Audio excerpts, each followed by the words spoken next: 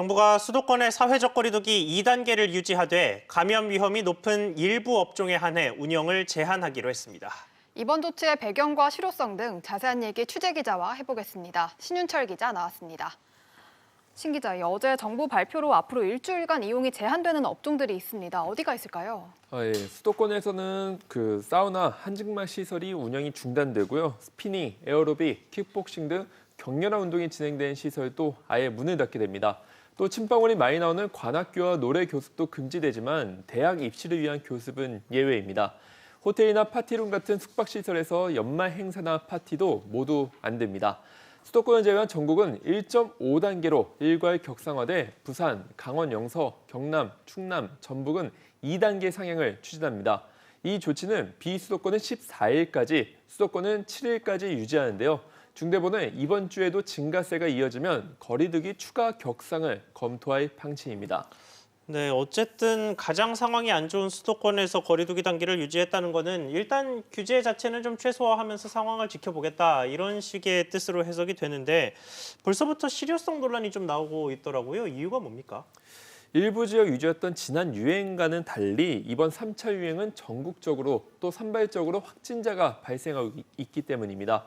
수도권을 보면 1.5단계를 일주일간 시행했지만 결국 효과가 없어 2단계로 올렸던 만큼 전국 1.5단계 적용도 큰 효과를 보기 힘들 거라는 지적이 나옵니다. 네, 지금 신 기자가 이야기한 거를 정부에서도 사실 모르지 않을 텐데 이렇게 거리두기 단계를 상향시키는 걸 좀 주저하는 이유가 있을까요?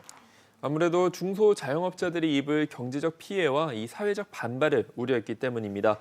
만약 수도권에서 2.5단계가 시행된다면 영업에 차질을 빚는 시설이 200만 곳이 넘을 것으로 추산되는데 그만큼 자영업자와 소상공인의 피해가 지금보다 커지게 됩니다.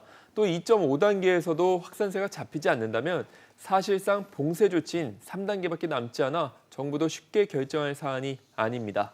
네, 이런 가운데 재난지원금 추가 지급 방안도 논의가 되고 있죠. 네, 당정이 이 소상공인, 자영업자와 특수 형태 근로 종사자 등 고용 취약계층에 대해 내년 초에 4조 원 안팎의 재난지원금을 지급하는 방안을 추진합니다. 3차 재난지원금은 선별 지급 방침으로 소상공인과 자영업자에 집중 지원될 것으로 보이는데 지원액은 직전 지원금 수준이 될 것으로 보입니다.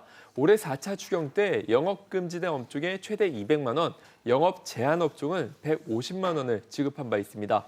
당정은 또 코로나19 백신 구입 예산 1조 3천억 원을 내년 예산으로 추가 편성하기로 했는데요. 1조 3천억 원을 모두 사용한다면 전체 국민의 85%가 접종할 수 있는 4,400만 명분을 확보할 수 있을 것으로 예상됩니다. 네, 백신이라도 빨리 접종이 시작됐으면 좋겠습니다. 신 기자 잘 들었습니다.